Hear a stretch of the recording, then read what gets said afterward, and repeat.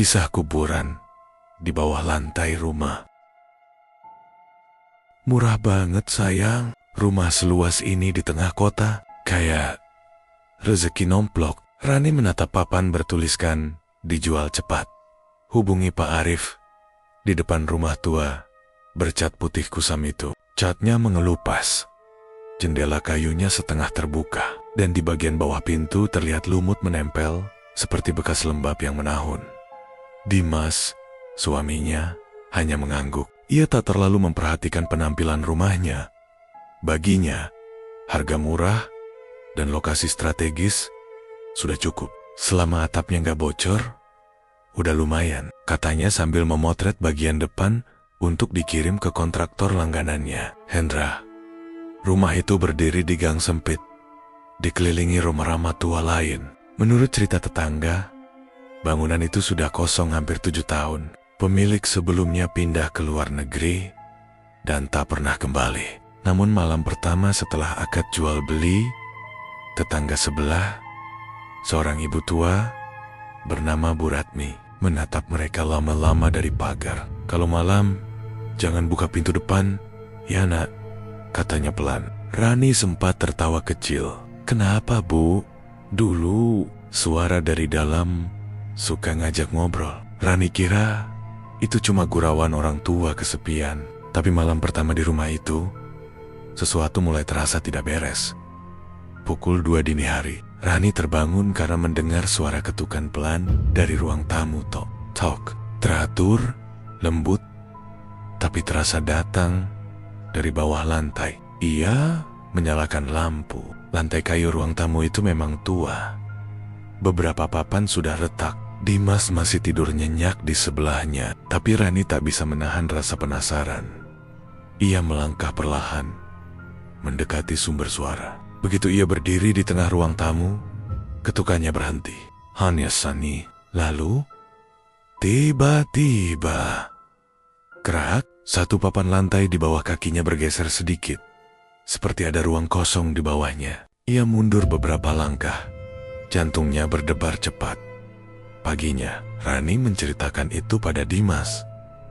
Paling tikus atau pipa air? Jawab Dimas ringan. Besok kita panggil Hendra buat periksa lantainya sekalian. Sore hari, Hendra datang membawa 2 pekerja. Tubuhnya kekar, wajahnya penuh debu semen, dan tutur katanya singkat, tapi sopan. Ia mulai memeriksa bagian lantai yang Rani tunjukkan. Ini bukan karena air, tapi aneh. Di bawah papan ini ada rongga, kayak lubang, tapi gak terlalu dalam. Gumam Hendra sambil menggatuk-gatuk kayu dengan linggis. Rani berdiri di belakangnya, menahan napas. Kalau boleh Bu, saya bongkar sedikit ya, biar tahu ada apa di bawah. Rani mengangguk ragu. Kayu itu pecah, debu tebal beterbangan, dan dari balik celah gelap di bawahnya muncul bau anyir bercampur wangi melati yang menusuk. Wah, kayak ada bunga busuk, keluh salah satu pekerja. Tapi Hendra diam. Ia menunduk, mengarahkan senter ke bawah celah itu. Bu, sini deh, katanya pelan. Rani di dasar lubang sempit itu, setengah tertimbun tanah lembab. Tampak batu nisan kecil dari marmer putih, sedikit miring, tapi masih bisa dibaca jelas. Ronnie Prameswari, lahir 1993, wafat 2025. Rani terpaku, bibirnya bergetar. Ini nama saya, bisiknya. Suaranya nyaris tak terdengar. Hendra menatapnya cepat, lalu menutup lubang itu dengan papan sementara. Bu, mending gak usah bilang dulu ke Pak Dimas. Saya urus besok ya. Tapi malamnya, Hendra sendiri tak bisa tidur. Di kepalanya masih terngiang suara ketukan itu. Dan saat ia menatap jendela kamarnya, ada bayangan perempuan berdiri di balik kaca, menatap ke arah rumah yang ia renovasi tadi siang. Keesokan paginya, Dimas menatap istrinya yang pucat di meja makan. Sayang, kamu gak apa-apa? Dari tadi bengong aja. Rani menatap suaminya lama, lalu tersenyum samar. Aku cuma mimpi aneh. katanya pelan. Aku lihat nisan, tapi bukan di rumah ini. Di dalam kamar tidur kita. Dimas tertawa kecil, tak menyadari kulit tangan Rani yang kini dingin dan kebiru-biruan. Dan dari bawah lantai ruang tamu, terdengar kembali suara ketukan. Kali ini lebih pelan, lebih dalam. Seperti seseorang yang mencoba bangun dari dalam tanah. Pagi itu, udara di sekitar rumah Rani terasa ganjil. Kabut tipis menggantung rendah di halaman. Padahal musim panas, burung-burung tak terdengar, hanya gemerisik daun kering yang berputar di teras. Dimas sibuk menatap perabot, sementara Rani duduk di ruang tamu menatap lantai, tepat di bawah karpet yang baru ia bentangkan. Di sanalah letak nisan itu berada. Rani tak bisa berhenti memikirkan ukiran namanya sendiri. Huruf demi huruf menari di pikirannya seperti mantra.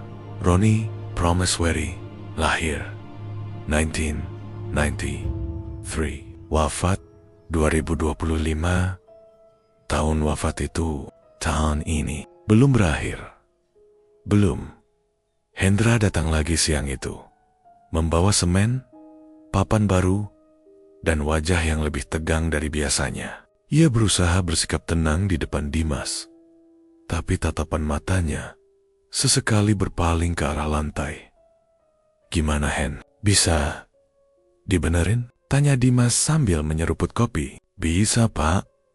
Tapi saya sarankan, lantai bagian sini jangan dibongkar terlalu dalam. Jawabnya pelan. Kenapa? With tunanya. Agak ada lapisan keras di bawahnya. Kayak bekas semen tua. Mungkin bekas makam lama. Rani yang diam sejak tadi tiba-tiba berkata pelan, suaranya datar. Jangan ditutup dulu. Semua menoleh. Biar aku lihat lagi sebelum ditimbun. Hendra menatapnya lama, merasa ada yang salah dengan tatapan mata perempuan itu. Kosong, tapi tajam, seperti menatap dari balik kaca tebal.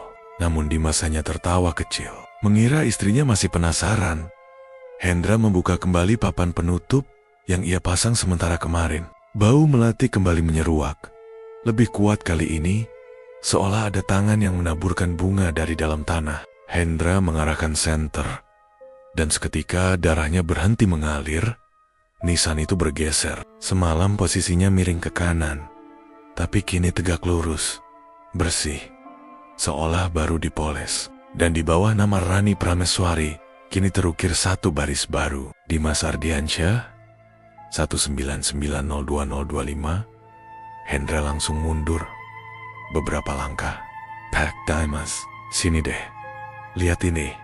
Tapi begitu ia menoleh, Dimas sudah tidak ada. Rani berdiri sendirian di tengah ruang tamu, menatap ke bawah lubang dengan senyum aneh. Suara lembut keluar dari bibirnya. Dia sudah di sana duluan. Hendra mematung. Suara itu bukan suara Rani. Lebih serak, lebih dalam, seperti dua orang berbicara bersamaan dari satu mulut. Sore menjelang malam, Hendra akhirnya menutup lubang itu lagi dengan cepat, tanpa sempat menjelaskan banyak. Ia merasa tubuhnya lemas, pandangan berkunang. Di luar Rama, ia muntah berkali-kali. Cairan hitam pekat keluar dari mulutnya, bercampur serpihan bunga melati. Ia mencoba menenangkan diri, duduk di jok motornya.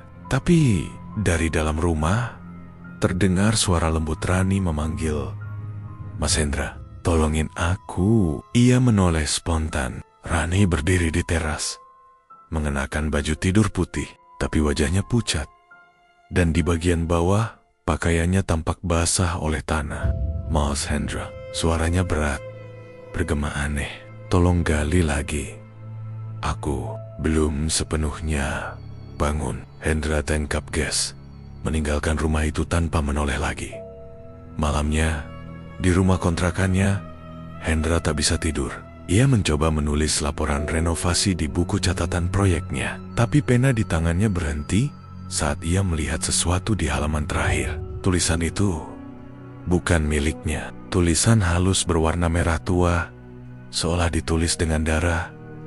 "Tutup lagi sebelum dia bangun." Hendra. Ia menatap ke arah jendela kamarnya yang setengah terbuka. Dari celah itu, ia bisa mencium bau melati yang sama seperti di rumah itu. Dan ketika ia berjalan mendekat untuk menutup jendela, kaca jendela memantulkan siluet perempuan berdiri di belakangnya. Dengan wajah yang setengah tertutup tanah.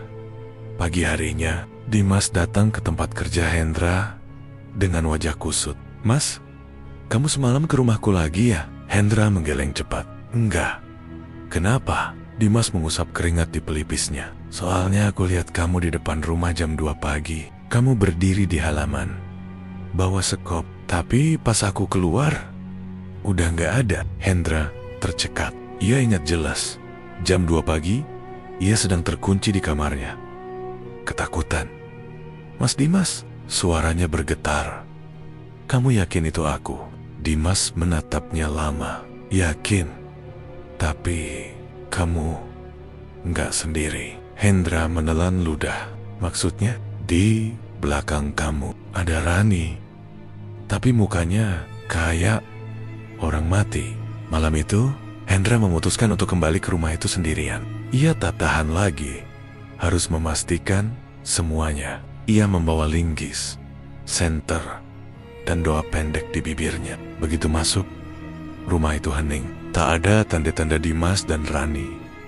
Namun aroma melati semakin kuat.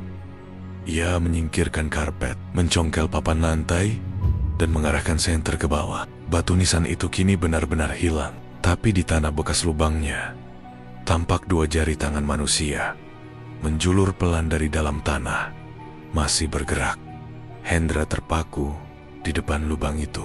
Tanahnya bergoyang pelan, seolah ada sesuatu yang bernafas di bawah sana. 2 jari pucat itu bergerak-gerak, menekan tanah lembab, lalu menghilang perlahan.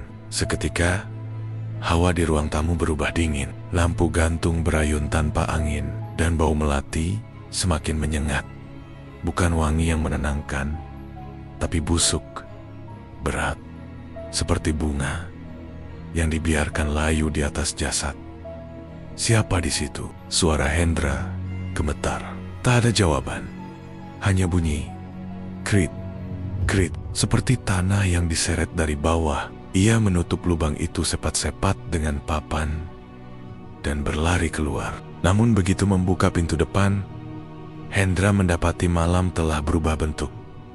Rumah-rumah di sekitar lenyap. Gang yang biasanya sempit kini terbentang panjang, kosong, dan hanya diterangi lampu kuning satu-satunya di ujung jalan. Ketika ia menoleh ke belakang, rumah Rani tampak lebih tua. Catnya mengelupas seluruhnya. Jendelanya pecah, dan papan namanya sudah setengah terbenam tanah. Hendra sadar, ia tidak sedang di dunia yang sama lagi. Ia mundur perlahan, berusaha mengatur napas. Tiba-tiba, dari dalam rumah, terdengar suara langkah kaki pelan. Tap, tap, tap. Seseorang berjalan di dalam, langkahnya berat, berderak di atas papan lantai yang tadi ia tutup. "Mas Hendra." Suara itu, Roni. Tapi, One, terdengar dari 2 arah sekaligus, dari dalam rumah, dan dari belakangnya. Hendra berbalik. Rani berdiri di halaman, wajahnya pucat kibuobuan, matanya hitam penuh, rambutnya menempel basah di pipi. Namun di balik tubuhnya, tampak bayangan lain mengikuti setiap geraknya. Bayangan yang lebih besar, lebih tinggi, tapi tanpa kepala. "Mas Hendra, tolong aku," katanya, lirih. Hendra mundur 1 langkah. "Rani, kamu kenapa?" "Dimas mana?" Perempuan itu menatap kosong, lalu menunjuk ke tanah. "Dia di bawah." Hendra gemetar. Hebat. Tiba-tiba, di lantai dekat lubang tadi, terdengar suara ketukan dari bawah 3 kali, lambat dan dalam. "Tok-tok, tok." Rani tersenyum samar, lalu berjalan ke arah ruang tamu. Langkahnya tidak meninggalkan jejak, tapi lantai berderak di setiap pijakannya, seolah papan itu mengerang kesakitan. Begitu ia berdiri di atas titik di mana nisan dulu berada, tanah di bawahnya retak kecil. "Dia mau keluar," gumam Rani. "Karena aku sudah bangun." Hendra menjerit panik. berlari ke arah pintu. Tapi pintu rumah tertutup sendiri dengan suara keras. Seketika, semua lampu padam. Gelap total. Suara napas seseorang terdengar di belakangnya. Panjang, berat, dan berembus dingin di tengkuk. Ketika Hendra menyalakan senter dari ponselnya, cahayanya menangkap wajah seseorang hanya sejengkal dari mukanya. Dimas.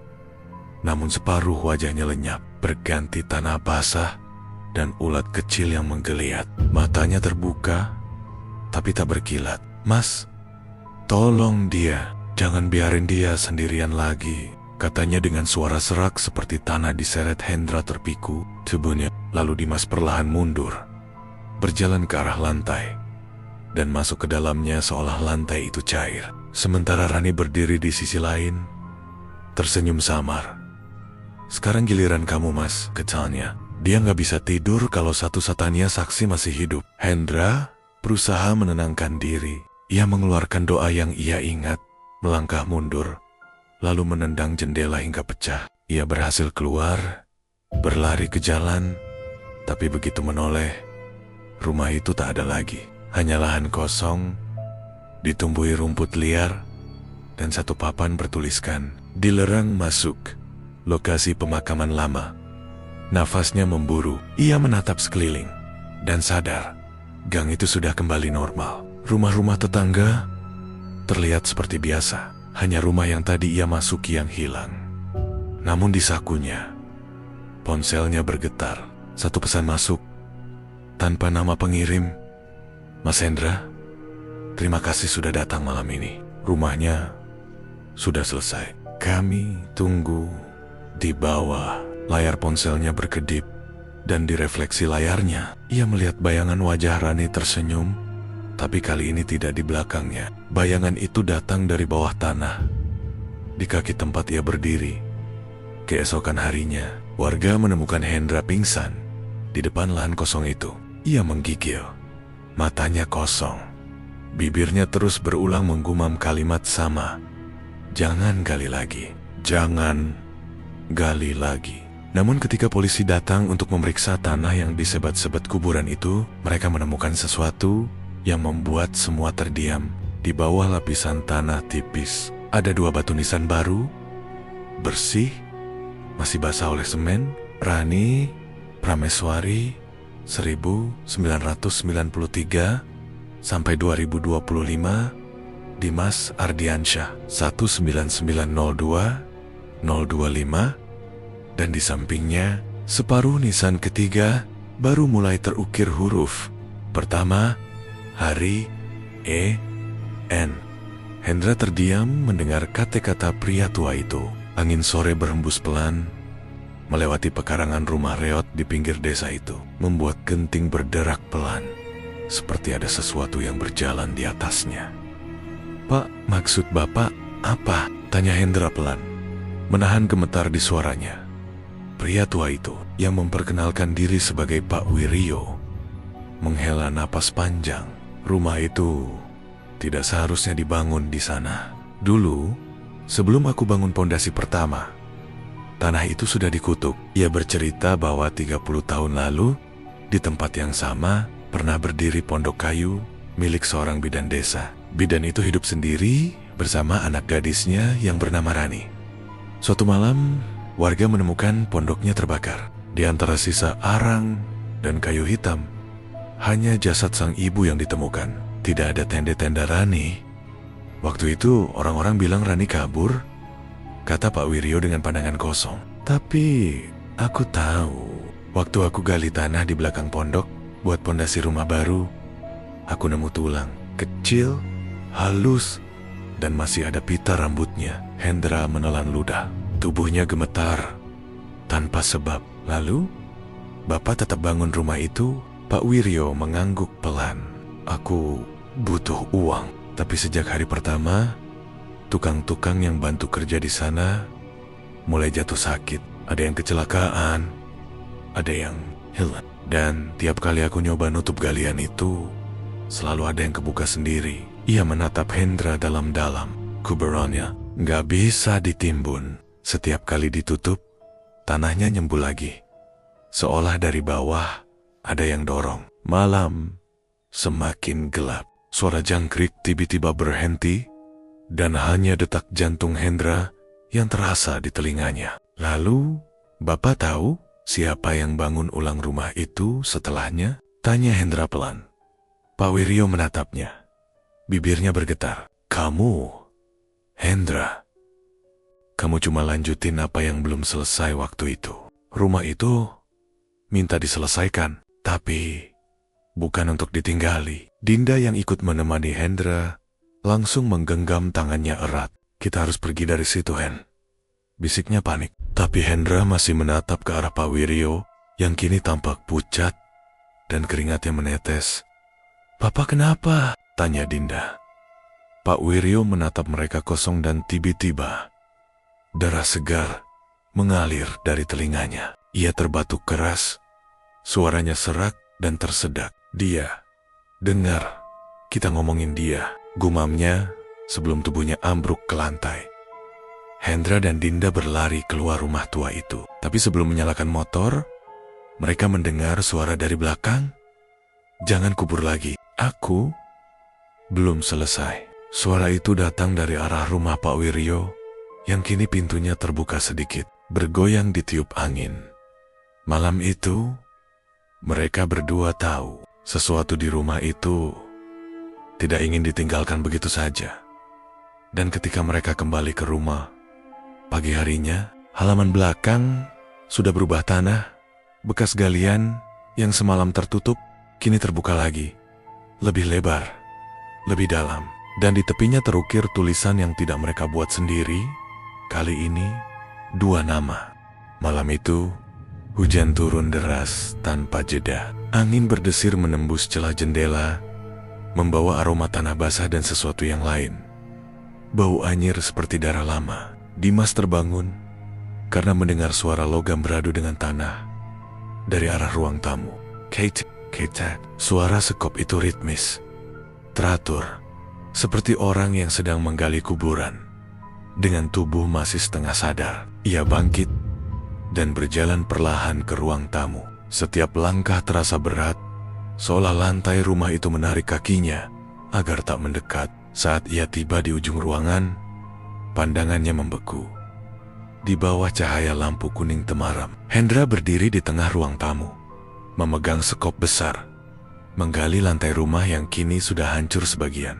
Tapi wajahnya kosong. Mata Hendra sepenuhnya hitam legam, tanpa kilau, seperti 2 lubang menganga yang tak berujung. Kamu ngapain? Suara Dimas bergetar. Hendra tidak menjawab. Ia terus menggali dengan tenaga aneh, mengangkat tanah bercampur darah.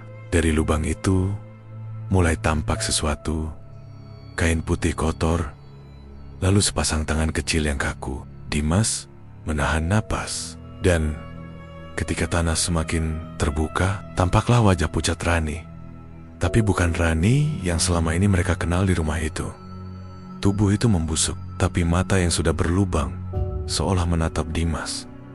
Di tubuh mayat itu masih melekat baju tidur bermotif bunga, persis seperti yang dipakai Rani yang saat ini berdiri di belakangnya.